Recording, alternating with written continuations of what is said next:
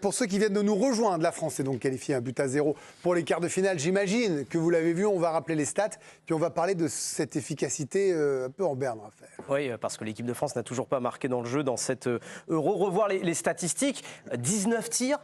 3 cadrés pour les joueurs de l'équipe de France.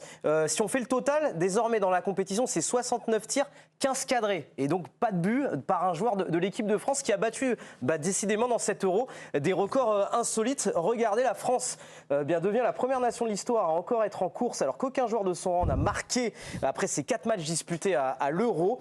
Et la France qui devient la première nation à s'imposer grâce à un but inscrit contre son camp à la 85e minute de jeu. Voilà, les gars, deux records insolites. À jamais les premiers là-dessus. À jamais les premiers, doublement à jamais les premiers. Mais vaut mieux s'en amuser. Ce sont des stats un peu surréalistes, puisqu'on était dans l'art tout à l'heure. Là, c'est un peu du surréalisme. Il y a quand même une réalité, c'est qu'il y a un manque d'efficacité, aucun but. En 69 tirs, 15 cadrés sur 15 matchs. Vous vous rendez compte d'elle Sur 4 matchs, pardon. De réflexion quand même. Moi, je fais la séparation entre ce match et les précédents où il y avait eu d'énormes ratés. Il y avait eu des occasions à très haute probabilité de réussite. Après, un rebond par-ci, un pied. D'ailleurs, en expected goals, ouais, voilà, les élevé. occasions qui auraient pu être des buts, on était très haut. Exactement. Là, ce soir, j'ai pas vu un énorme raté. J'ai pas vu un truc où je me suis dit waouh, qu'est-ce qu'il fait? Il n'a pas le droit. Enfin, il n'y a pas eu ce type de truc où l'action, typiquement contre les Pays-Bas, je crois que c'est Rabiot qui se présente, qui fait la balle à Griezmann. Où là, à ce moment-là, tous on se dit but, quoi. Soit Rabiot, soit Griezmann, mais débrouillez-vous, il doit y avoir but. Là, ce soir, je vois pas ça. Je vois par contre une quantité de frappes.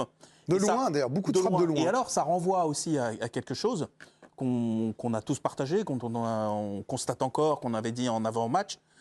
Il y a beaucoup de joueurs en méforme.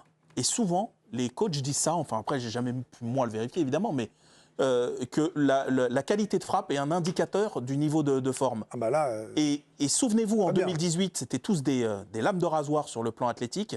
Et alors, c'est une stat qu'on énonce pas assez souvent. En 2018, sur 30 frappes cadrées, je crois qu'il marque 14 buts. C'est-à-dire que toutes les 2 frappes cadrées, il y a un but. C'est un truc surréaliste. Et là, on a l'impression qu'on peut frapper jusqu'au bout de la nuit. 69 tirs. Voilà, exactement. C'est trop écrasé, ça part dans les nuages, etc. Je me demande s'il n'y a pas un lien de cause à effet. Sébastien, vous nous avez dit que pour vous, Olivier Giroud était fatigué. On va avoir le dossier Griezmann, évidemment, qu'on va continuer à ouvrir. Est-ce que c'est le choix de Deschamps? Est-ce que c'est sa prestation?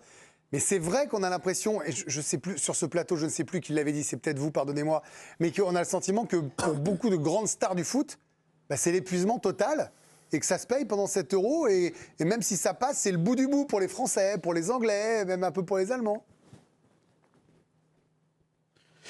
Oui, effectivement, moi j'en parlais hier, je crois, soit chez vous, soit avec l'équipe du soir, quand on demandait si c'était les autres équipes qui avaient beaucoup progressé. Bon, voilà, moi je pense qu'il y a un problème athlétique pour les joueurs qui évoluent dans les clubs de Ligue des Champions.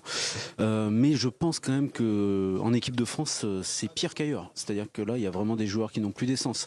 C'est pour ça que c'est extrêmement formidable quelque part que ce soir les Français soient qualifiés. Mais Antoine Griezmann, vous allez en parler. Je pensais vraiment qu'il a plus d'essence et il n'est pas le seul. Et il y a Kevin De Bruyne qui va arriver, donc je vais être poli et je vais aussi laisser ma place.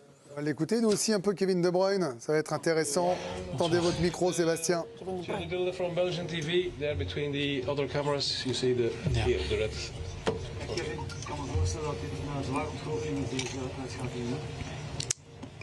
Ik denk als je de match verliest is altijd jammer. We hadden een plan.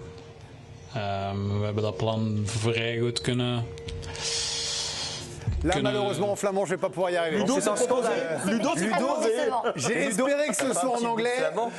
J'ai espéré que ce soit en anglais, là, en flamand. Je ne vais pas y arriver. Je ne vais pas vous mentir, on va guetter. Ce qu'on va faire, c'est quand même comme la réaction de Kevin De Bruyne nous intéresse tous. On garde ça au chaud, on l'écoute. Quand ça répond en français ou en anglais, on vous le proposera tout à l'heure, évidemment. Mais là, en flamand, malheureusement, j'atteins mes limites.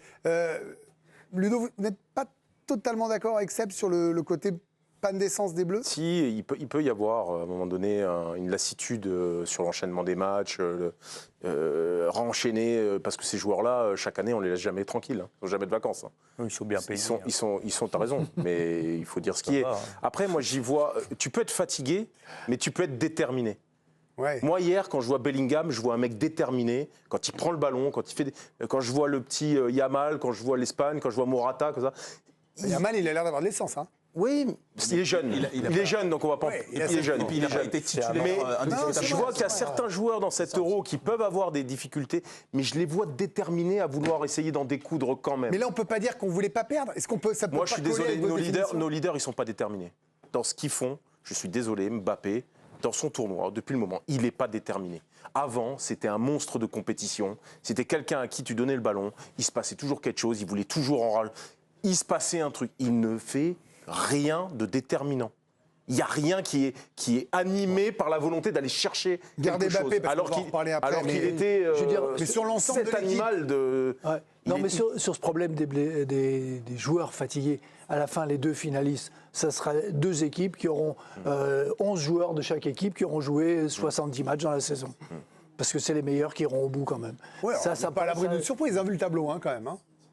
On peut tout à fait se retrouver avec l'Autriche ou la Suisse d'un côté en finale. Je veux dire, si on prend les Suisses, ils ont quelques joueurs qui ont joué 60, 70 matchs aussi. C'est pas Il y a un truc pour moi, collectif. c'est pas une excuse. D'accord. Et puis il y a un truc collectif. Déstabiliser une équipe, ça peut se faire collectivement. Ils n'ont pas réussi à le faire. C'est pour ça la différence entre ce que tu disais, Dave, sur les autres matchs. Ils ont tiré de loin, ils ont eu des occasions parce qu'ils ont ramené du monde dans la zone de réparation, mais ils n'ont pas vraiment déstabilisé, fait la différence. Quoi. Et ça, c'est l'étincelle qui manque, elle est physique. Parce que vous parlez de déstabilisation. Une déstabilisation, quand vous êtes sur une attaque en domination aussi nette, ça joue sur le premier dribble, ça joue sur une passe rapide. Il y a une question de volonté, d'avoir envie d'y aller, de prendre les bonnes décisions. Et ça, bon, on peut être... moi, je ne suis pas là pour juger leur état physique. Je suis là pour juger le match. Quoi. J'ai vu le mec qui a raté un dribble. Je ne vais pas dire, il a raté un dribble parce qu'il n'était pas prêt physiquement. Tu as des automatismes, Vikash, aussi. Quand tu es fatigué, tu peux t'appuyer sur ça. L'Espagne s'appuie sur des automatismes. Ça va peut-être moins bien, mais bim, bim, bim, on peut s'appuyer sur quelque chose. Nous, si nos grands joueurs ne sont pas bien, on n'a rien. Il n'y a rien qui se passe. Ludo, l'Espagne, il s'appuie aussi sur des joueurs qui sont capables de provoquer. Nous, on est dans la passe. Attends, il y a personne. Barcola ne peut pas provoquer, Mbappé ne peut pas provoquer. Mais des joueurs présents, on va dire. Je veux dire, dans le match d'aujourd'hui, tu dis... Ludo, il a passé son temps à vouloir faire rentrer Barcola. Il n'y a pas de joueurs qui sont capables de rentrer dans un dribble, d'aller provoquer. Il y a Mbappé qui l'a fait en fin de première mi-temps un petit peu, qui a fait une frappe un moment quand il est rentré. Mais on n'avait pas vraiment de joueurs. Donc c'est que du jeu de passes, de mouvements. Et là, on a retrouvé qui... Je pense que lui, il se dit pas qu'ils ont sous-performé, en fait. Ils ont respecté le plan de jeu. C'était le plan de jeu. Le rapport de force nous dit ça, parce que plusieurs fois, il a dit la France est plus forte. La France avec les joueurs qu'elle a, etc. Et justement, j'allais y venir. C'est-à-dire qu'effectivement, dans toute l'analyse qu'on fait, effectivement, la qualité, elle n'y est pas. On parlait des niveaux de forme, tactiquement. Peut-être qu'on ira aussi sur ce terrain-là. Il y a un truc quand même, malgré tout, sur leur parcours qui est, pour l'instant, chaotique au possible et voire moins. C'est par contre ce qu'ils mettent dans la tête des adversaires. C'est-à-dire quand tu vois que culturellement, les Pays-Bas, qui est une équipe joueuse au mépris presque parfois du bon sens, contre nous, ils se sont dit non, on ne joue pas contre eux. Que les Belges, dont ils sont plutôt une culture joueuse, et leur force, c'est plutôt la traction avant, que derrière, ils refusent complètement le jeu. On met ça dans la tête de l'adversaire. Parce qu'ils se disent